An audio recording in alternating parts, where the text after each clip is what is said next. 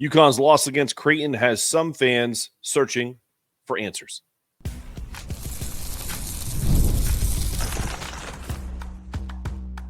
You are Locked On Yukon, your daily podcast on the Yukon Huskies, part of the Locked On Podcast Network, your team every day. Thanks for making Locked On Yukon your first listen every day. We are free and available wherever you get your podcasts and on YouTube, part of the Locked On Podcast Network, your team every day. Before we dive into today's show, just wanted to take a moment to say how thankful we are for all of you. We appreciate all of your support. It's made the show grow immensely. We're proud to say we're the only daily podcast covering the Yukon men's and women's basketball programs, the hoops capital of the world. And we're thrilled to bring you the coverage you deserve. To show that gratitude, we're giving back. We're donating 10% of our revenue to Husky Ticket Project, helping send kids to Yukon games. If you're enjoying the show, take a moment to subscribe, follow, and leave a review wherever you listen. Thanks again for making Locked On Yukon your first listen every day. FanDuel makes the NFL playoffs even more exciting. From the first whistle to the final drive, new customers can bet $5 and get $300 in bonus bets if you win your first bet. Visit FanDuel.com to get started. Okay. This season, the Huskies have shown flashes of brilliance with a myriad of inconsistency, defensive lapses, a uncharacteristic lack of toughness, and they continue to be major concerns. Dan Hurley didn't hold back in his postgame, calling out the team's softness, and he's 100% right. But the bigger question is, where does Yukon go from here? Where are the answers? Hassan Diarra has stepped up in a big way this season. He's nearly doubling his points, I think almost up to 10 points a game. Assists are up from 2.6 to almost 7 a game. And then you could also say the same thing with Alex Karaban in terms of his stats. He remains the glue that holds the team together, but where's the leadership? That's still up in the air. If Yukon wants to avoid being remembered as going from the most dominant program and team to play in the last 25 to 30 years to then kind of having almost like this bridge year where this is one of the softer teams in program history, I mean, I guess you can, they 100% are on track to do that. But it's time for some serious reflection from the team. And we'll break it down. What went wrong against Creighton? The team struggles in key areas like rebounding, defensive intensity. Most importantly, what needs to happen for the Huskies to salvage the season and potentially make a deep tournament run, which kind of seem laughable at the moment to think about this team making a run because they had that nice winning streak, obviously, before Liam got hurt. But without him, it's shown some serious gaps in the talent and also in the heart of this team. And that's all that Dan's saying when he's talking about – I don't know Dan personally. I've only asked him a couple questions before, so it's not like I'm in the locker room. But what I can say is when a coach played too many sports in my day, both team and individual, when your coach calls you soft and he does it repeatedly and you don't respond, you're soft. So that shift in whether it's a players only meeting or whatever that has to happen, and we need Alex and we need Haas and probably Samson from a perspective of just being an older guy to step up and talk to these guys and figure out what the hell is going on. If you look at the Creighton versus Yukon, the box score, the stats aren't great, but they're not terrible. Alex had a really off night, didn't shoot the ball well, 3 of 12. He was average, 8 points, 3 blocks. He always has these sneaky games where he has these 3 or 4 blocks and they go unnoticed, but he did play well defensively. Got to give him that.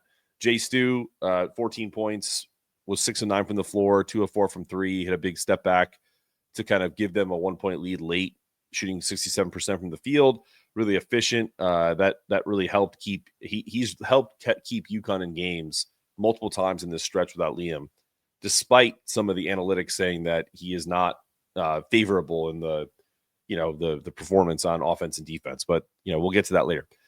Samson was okay. 24 minutes, didn't miss a shot, but he was 2 of 2. He had assists. He had 5 assists, but he did turn the ball over a few times. Some really bad passes, 7 points. My guy, 3 rebounds. You're 6'10". You jump out of the gym.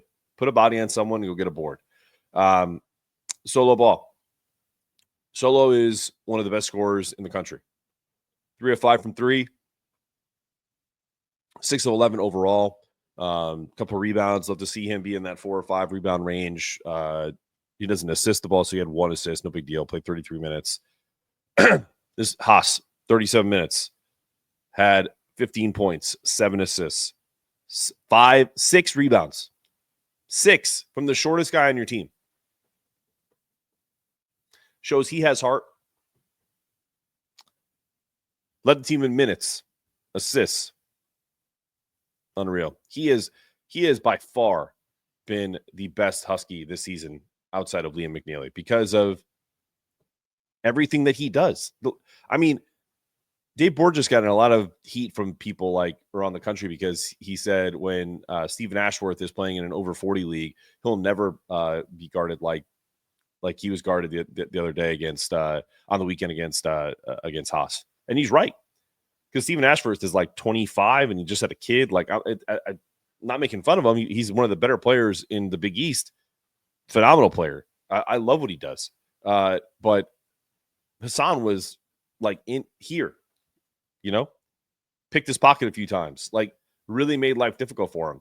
If he had some running mates who could, stop a lob or, play some defense outside of that, there would have been a lot more to show for it. The bench was non-existent.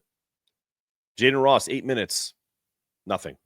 Terrace Reed, 16 minutes, 0 points, 4 rebounds, 2 assists, 2 crucial turnovers. It's why you saw Dan do this a few times. Ahmad Noel, 3 minutes, got a rebound, limited action, minimal impact.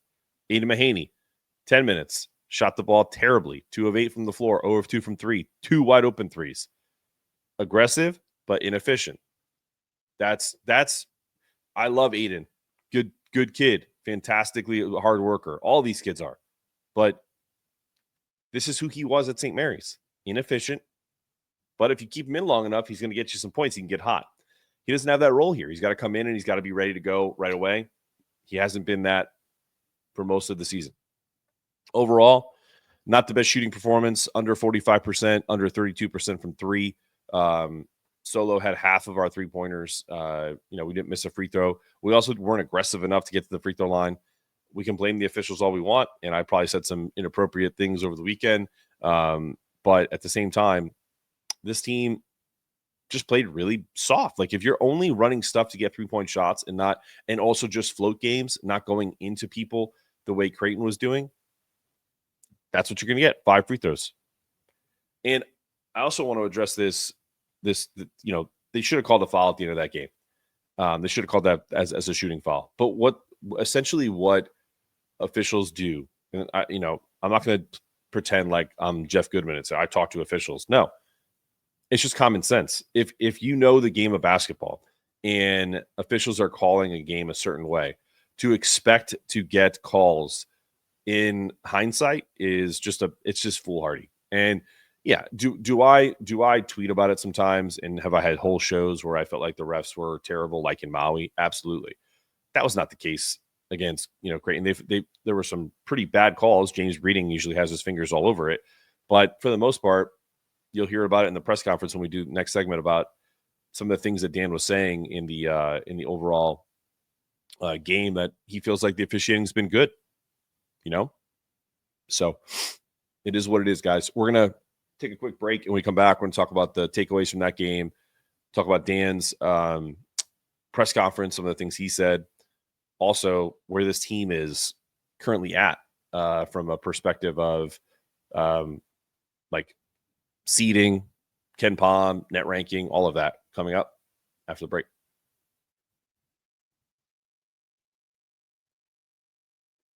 This message is brought to you by PrizePicks, the place to get real money sports action.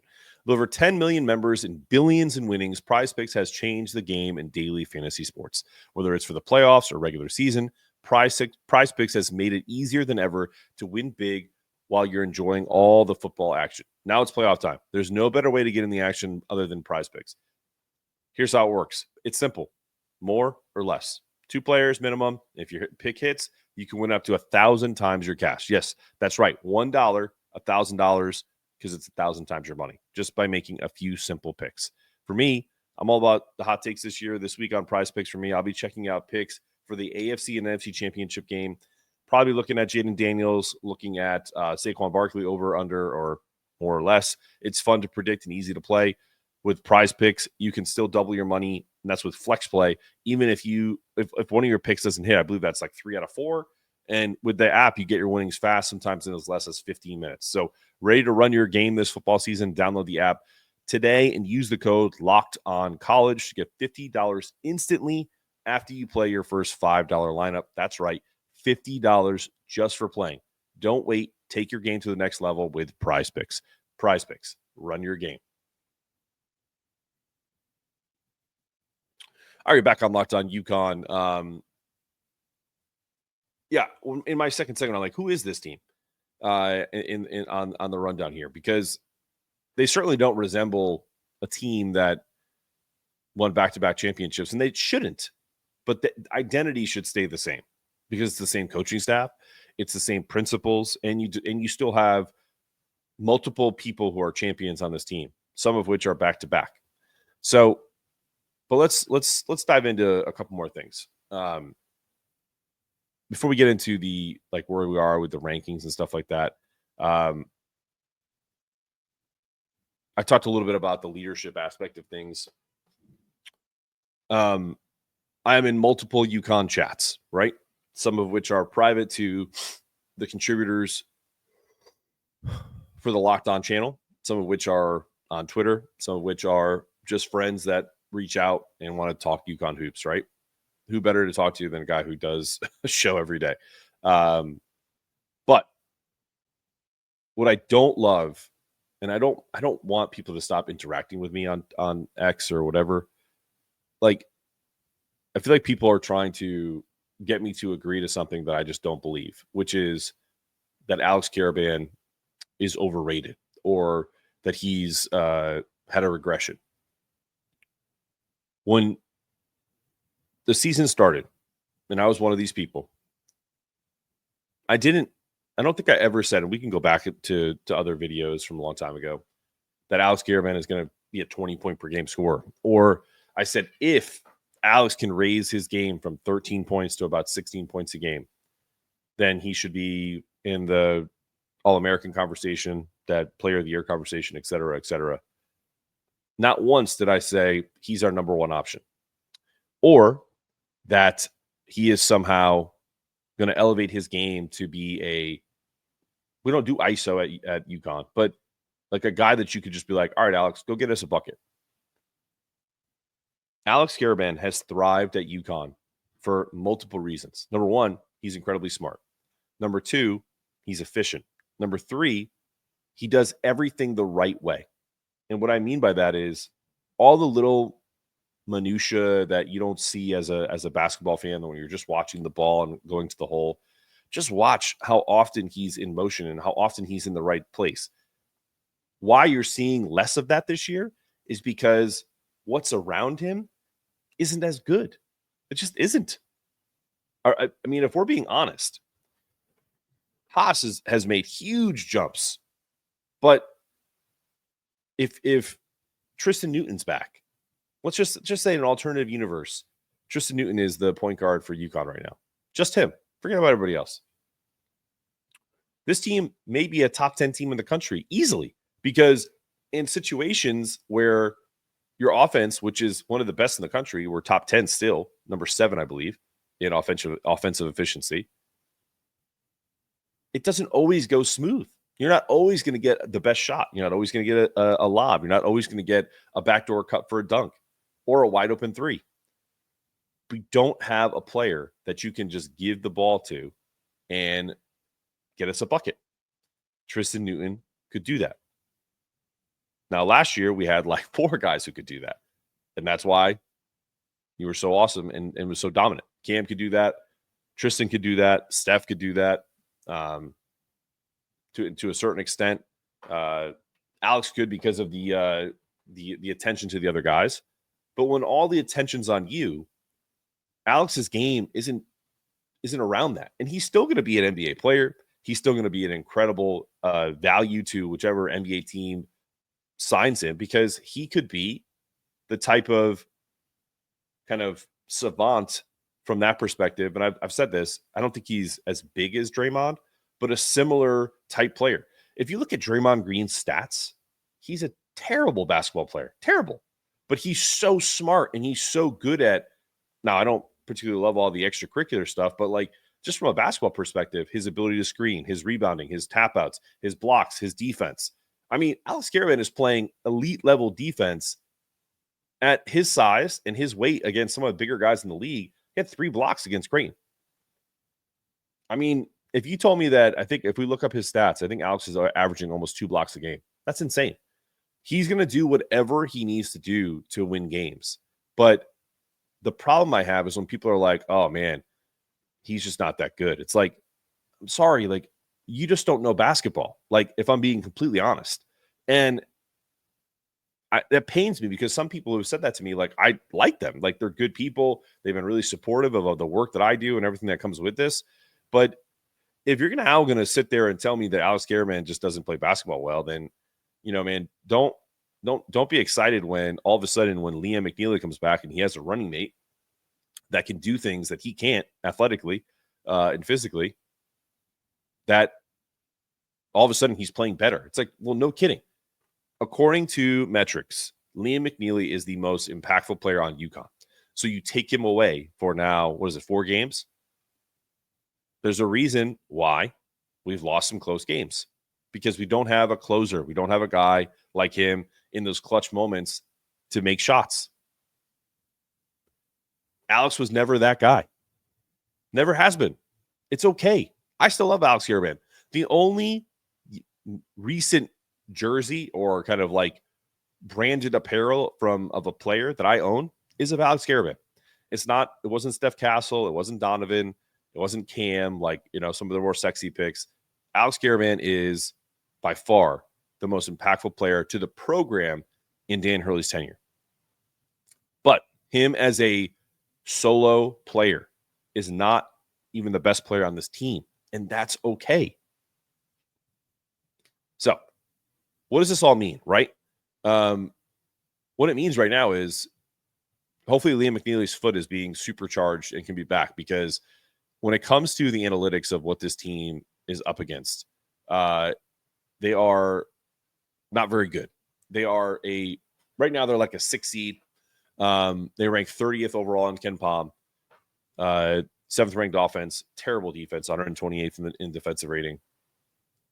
The luck stuff that I mentioned over the weekend, it's a real stat.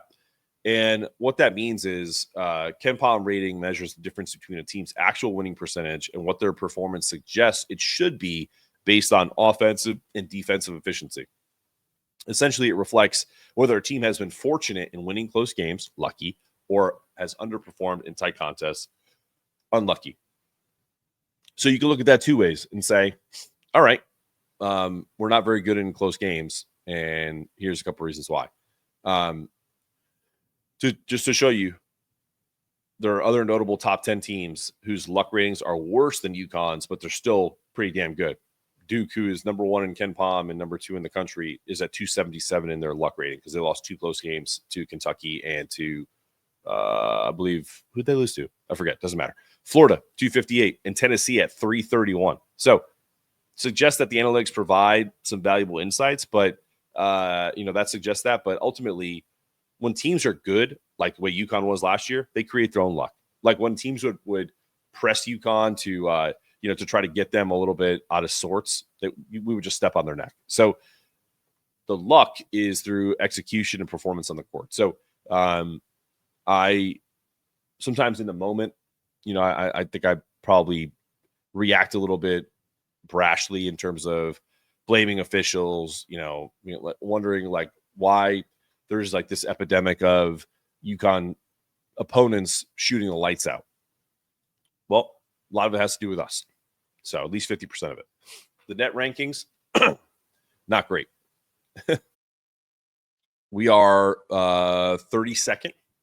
Again, 6 seed, 7 seed maybe. Our quad records, not ideal. Quad wins against quad 1 teams 3-2. Quad 2 is 4-3. Yikes. Undefeated in quad 3 and 4 at 6-0. It's just not going to get us a high seed. Elite offense, very weak defense. The season is really entering like a crucial stretch right now, guys, because we've had opportunities to improve this defense, continues to backslide. And really what this team needs to do is rack up more quality wins. And there's not a ton left in the Big East. We just lost one against Creighton. I believe that was a quad 2 game. So there's not a lot of potential to climb the rankings before Selection Sunday. So instead of worrying about where we're going to be seated, we need to worry about getting into the tournament. And I don't mean that like joking around. If we lose to Butler or we lose a game that we shouldn't down the stretch and it gets close, I don't think we're going to not make the tournament. But do you want to be playing in the play-in game? Do you want to get into the tournament as a 10 seed and have virtually no shot to win a national championship, or at least just to make a run? So I think all talk of us winning a third title in a row is out the window. What this team needs to focus on is getting healthy, Liam, and getting healthy in here, in your hearts and in your minds, because that's not a team that we've seen lately. And I get the sentiment. It's like, well, they won back-to-back titles, so you should. I am happy. Trust me.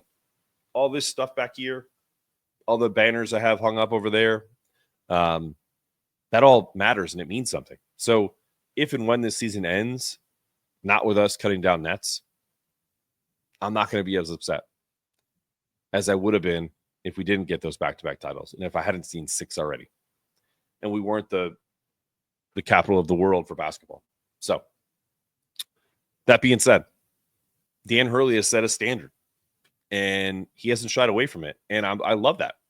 So we're also not going to look at it from a lens of, well, we won it so many times, it doesn't matter. That's how you never win it again. That's how you become Indiana. That's how you become UCLA. So when we return, let's talk about a couple hard truths from Dan's press conference after this.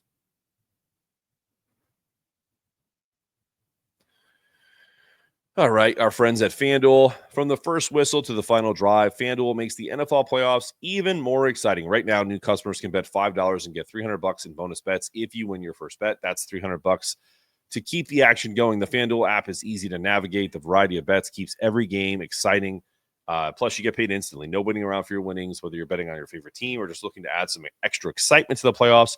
FanDuel has you covered. Visit FanDuel.com to join today. Get started with $300 in bonus bets. That's FanDuel.com. Make this playoff season unforgettable with FanDuel, an official sportsbook partner of the NFL. All right, we're back on Locked On Yukon with your host here, Mark Zanetto. Let's talk about like it or not. Like it or not, Dan Hurley is 1,000% correct. He addressed the media after the Creighton loss, talked about how, some uncertainty about Alex Hierman's ankle, saying I don't have any real information about what his ankle is going to look like. So that's not something that was talked about in the locker room. He then credited Creighton for the performance, but pointed out critical moments where Yukon lost control of the game. This is a quote from Dan. I thought the difference in the game was we made it really tough on Kalkbrenner and thought we did as good a job on Ashworth as you can, two of the best players in the league. However, he emphasized that unexpected contributions from Creighton's bench hurt the Huskies. 2 guys that are averaging a combined 15 points a game scored 35, and that rarely happens on the road. And, of course, he's talking about Neal, and I feel like there was another gentleman who hit some silly threes. I want to find his name escapes me, but Jemiah Neal was like prime. Yeah, it was say his name right. Isaac Trout, 22 minutes off the bench. He had 11 points. And even though Dan said off the bench, he really just meant 2 guys who really don't do much, right? Jemiah Neal was averaging close to, I think, 10 points a game, and he had 15 points in like the first half, 24 for the game, 10 of 16, was 3 of 5 from 3. I don't think he missed in the first half. Kalkbrenner still had his game, 16 points, 10 rebounds, 2 blocks for the 3-time Defensive Player of the Year. It just felt like there had to be a frustration because he's right. It was like 12-7 or 10-2, I think, to start the game. It felt like we should have ran them out of the gym, and we did not. So on the defensive side, this is a quote from Dan: "We're a shell of ourselves from a defensive standpoint. We've only won the rebounding battle twice in the Big East, and the bar is so low for us defensively. We're just not a tenacious enough team. The long winning streak at home goes out the window, but that team wasn't responsible for that. Those streaks were built by tenacious, elite defensive and rebounding teams that play with incredible passion and intensity." Let's pause here for a second. If I was on this team and I was responsible for a 28-game home winning streak to be snapped against a conference opponent who we struggled with, now 8-2 against us, who their fan base is essentially says that they have our number, and who could argue, right? Especially in conference play. That being said, your coach essentially just gave you a backhanded compliment. It's like, oh, well, you weren't really responsible for those wins because you didn't play hard enough to do that. Let me read that again. Where's that quote? So the long winning streak at home goes out the window. But this team wasn't responsible for that. Those streaks were built by tenacious, elite defensive and rebounding teams that play with incredible passion and intensity. So if that's what he's saying, what does that make you? I don't think I have to say it. The team should know. And then he just continues to pile on. And I love this about Dan Hurley because it's accountability. Too many times in coach speak, whether it's Mick Cronin or whoever, like there's a lot of blame on the players not like caring. I have no doubt that these players care. I have no doubt that these players are working their tails off, but the product isn't there. And I think Dan is doing two things. I think he is essentially blaming himself for not getting them there, and two, holding them accountable, because as we all know, in this world now, there's no free lunch. Like you're getting paid to come play at Yukon and to keep the standard. And this team really hasn't done that. So here Dan processes it and says, we're just a good team, a top 20, top 25 team, but the defense and rebounding make us nothing like we've ever been. So work harder, essentially, right? Code for work harder. Hurley also pointed out you're putting a lot of attention into Ashworth and Kalkbrenner, but when Isaac or Neal get to his right hand repeatedly, that's a lack of attention to detail and a lack of will. Again, calling out the heart of the team. When asked about whether the team can still develop a tougher mentality, Hurley responded, "They're great guys on campus, on airplanes and restaurants, but when you take the court, you got to flip a switch. You have to become a maniacal, ruthless, relentless warrior, competitor with life or death urgency to rebound the ball and win loose balls. We're just not." And I think that's the frustration. So if you feel like, if you listen to this and I said some things earlier that may have called you out, like, whether I get the frustration, man. Like I feel like everybody that sends me messages or tweets or whatever, I'm not trying to play I know basketball more than you, but what I do know is that I played sports at a very high level, and I know the type of intensity that Dan is talking about. Sometimes I let that fire burn too hot, and I think that's why a lot of my professional tennis career didn't go as well, because I let it get to that fever pitch where it's like my mind was too focused on the negative stuff that I didn't lock in. But as far as like a team sport is concerned, you have an accountability to everybody else. It's not just yourself. You're out there, you're representing yourself, your family. Sometimes it's a country, because maybe you're from Togo, like Samson. or your state here, like, you're representing Virginia or California or whoever. But you're also representing the coaching staff that essentially okayed someone, an NIL collective or otherwise, to pay you to come to Yukon, probably re-upped on that, because remember, he said, I'm doubling down on the sophomore class. And, there's got to be somewhere in Dan's heart that he regrets doubling down, at least on some of the guys, because there's no like running someone off. Like, I think someone suggested that in the chat. Like, Dan is not going to run anybody off. I'm not suggesting that either, but to be a fly on the wall in conversations with Hurley or Kamani or Luke or all of them, Tom Moore, they all have to be scratching their heads on some of these guys not having that killer instinct that they probably have displayed in practice, that they just haven't translated to the court. So sometimes that happens, right? And Hurley acknowledged, maybe for me, it's about dialing my intensity up even more in practice and bringing more fire to the sidelines, because right now we're not reflecting who we've been. And maybe that's true. I think some of the media asked if the team's January difficulties are similar to 2023 when they lost 6 of 8. And he said, I would say no, because we were so dominant in non-conference play that year. We destroyed people in November and December. This year we've shown vulnerabilities our past teams have not. And that's true. Looking ahead, Liam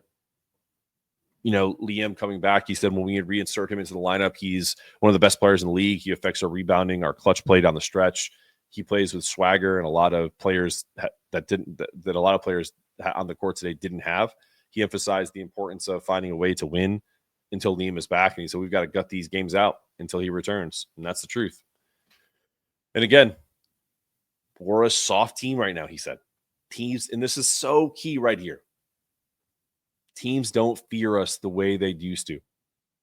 They see it on film. They feel it on the court.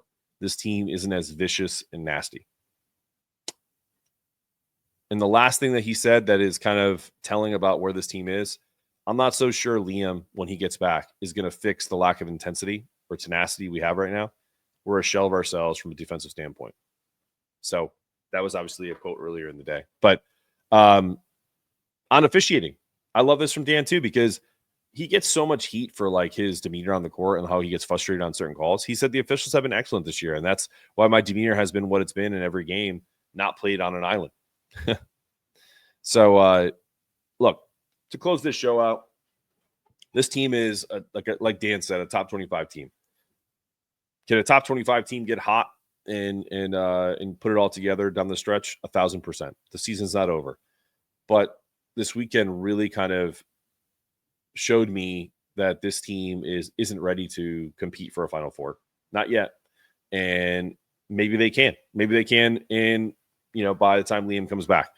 But I'll be interested to see if it's going to be business as usual against Butler, or if we're actually going to come out and dominate a team for once, because it would be a nice confidence boost to play a Butler team that has struggled this year. I believe they're let's check out their record really quick before we go. Let's see. The Butler Bulldogs. I mean, they're 8-10. They're 1-6 in conference. I know they played tough against us at home, but outside of Telfort and Screen, this team needs to lock in. They need to get themselves together and dominate a team at home and stop all this talk of people calling them soft. That's what needs to happen. This has been another episode of Locked On Yukon. Stay tuned for later in the day when we talk about the women and their incredible performance against Seton Hall, where Paige Beckers won over 2,000 points and Aubrey Griffin was back. But as far as the men go, we need to get back on the level where we're potentially on that same Final Four trajectory as the women are. Go Huskies. Toughness meters. We need to get the men some toughness meters and make sure they're rising at all times, because right now it's been a mess. Go Huskies. Go Huskies.